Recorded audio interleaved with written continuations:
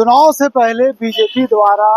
झारखंड में परिवर्तन रैली निकाला जा रहा है। ऐसे में कह सकते हैं कि ये परिवर्तन रैली काफी खास माना जा रहा है, क्योंकि प्रदेश में जिस तरह से पिछले 5 वर्षों से हेमंत की सरकार चल रही है और जिस तरह से बीजेपी लगातार हेमंत सरकार पर यह आरोप लगा रही है कि सत्ता में जिस वादे के साथ हेमंत सरकार आई थी, इस वादे को वादा खिलाफी कर, यानी प्रदेश के युवाओं को रोजगार के नाम पर हेमंत सरकार ठगने का काम कर रही है। युवाओं नहीं, अगर महिलाओं की बात करें कि इस प्रदेश में जब सत्ता में आने से पहले हेमंत सरकार ने महिलाओं को 72,000 रुपया देने की भी घोषणा किया था, लेकिन जब चुनाव आया तो ऐसे में कह सकते हैं कि चुनाव के नजदीक वक्त में हेमंत सोरेन ने महिलाओं के खाते में मैया योजना शिविर के नाम पर 1,000 रुपया देने के काम करे। ये तमाम ऐसे मुद्दे हैं जो मुद्दे को लेकर के बीजेपी अब लोगों के बीच में जाएगी, लोगों के घर घर तक जाएगी और बीजेपी की योजनाओं के बारे में बताएगी। केंद्र सरकार द्वारा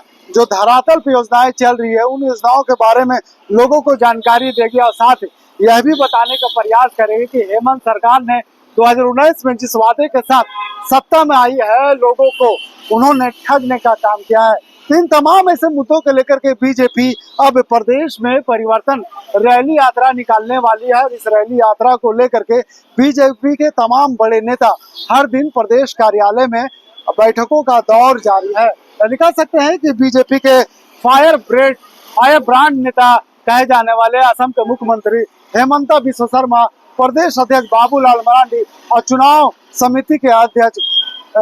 और केंद्रीय कृषि मंत्री शिवराज सिंह जैसे तमाम बड़े नेता हर दिन प्रदेश कार्यालय में बैठक कर रहे हैं और कहीं ना कहीं सरकार को घेरने का नीति बना रहे हैं और परिवर्तन रैली के माध्यम से लोगों तक क्या क्या पहुंचाना है, तमाम ऐसे मुद्दों को लेकर के वो रणनीति बनाने में लगे हुए हैं। आज की बात करें तो आज प्रदेश कार्यालय में असम के मुख्यमंत्री हेमंता बिस्वा शर्मा, बाबूलाल मरांडी और संगठन के मंत्री करमबीर सिंह के अध्यक्षता में एक महत्वपूर्ण बैठक चल रही है और बैठक के दौरान होने वाले प्रदेश में परिवर्तन रैली को लेकर के तमाम नीतियां बनाई जा रही हैं कि किस तरह से हेमंत सरकार को घेरा जाए। तो क्या कुछ कह रहे हैं बैठक के बाद असम के मुख्यमंत्री हेमंता बिस्वा शर्मा, चलिए हम आपको सुनाते हैं।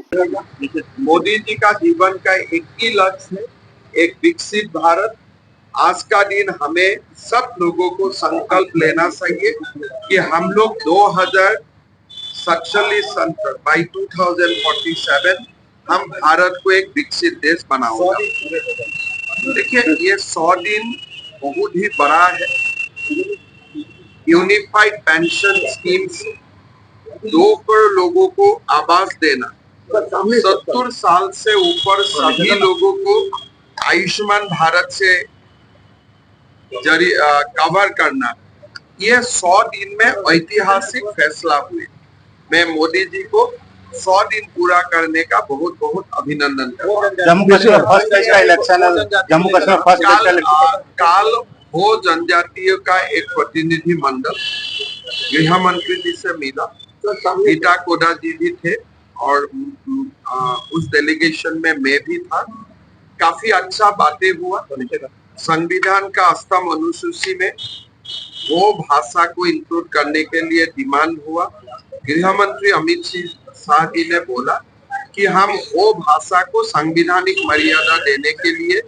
जो भी विचार है हम पॉजिटिवली करेंगे। कश्मीर में इलेक्शन है,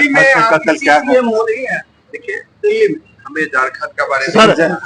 तो आपने हेमंता बिस्वा शर्मा को उस बयान को सुना कि किस तरह से उन्होंने एक बार फिर से राज्य सरकार को और बीजेपी को सत्ता वापस लाने की बात करे। ऐसे में कह सकते हैं कि ये बैठक काफी महत्वपूर्ण माना जा रहा है और जब तक 20 तारीख नहीं आ जाती है तब तक ये बैठकों का दौर लगातार यूं ही जारी रह सकता है, क्योंकि प्रदेश में परिवर्तन रैली बीजेपी के लिए काफी महत्वपूर्ण माना जा रहा है और इसी के सहारे बीजेपी एक बार फिर से 2024 के विधानसभा के चुनाव में सत्ता में आने का रास्ता भी तलाश रही है, क्योंकि 2024 में 2014 के जिस तरह से झारखंड में डबल इंजन की सरकार थी, एक बार फिर से 2024 में बीजेपी चाहती है कि डबल इंजन की सरकार बने। अब देखने वाली बात यह होगी कि इस परिवर्तन रैली झारखंड के विधानसभा चुनाव 2024 में कितना रंग दिखाएगी, कितना लाभ पहुंचाएगी, ये तो चुनाव के बाद ही पता चलेगा, जब वोटों की गिनती होगी या जब सरकार बनाने का न्योता दिया जाएगा। ऐसे में कह सकते हैं कि अब बस थोड़ा इंतजार करना होगा चुनाव आयोग का भी कि कब वो झारखंड के लिए पिटारा खोलते हैं, यानी चुनाव का पिटारा खोलेंगे और कब झारखंड के नेता चुनावी मूड में नजर आने, यानी एग्रेसिव मूड में। चुनाव आते आते नेताओं के बोल भी बदल सकते हैं, क्योंकि हर बार देखा गया है कि जब भी चुनाव आया है राजनेताओं के बोल में थोड़ा परिवर्तन नजर आया है। अपने सहयोगी फैयाज के साथ मैं नौशाद, पूर्वांचल संवाद, रांची।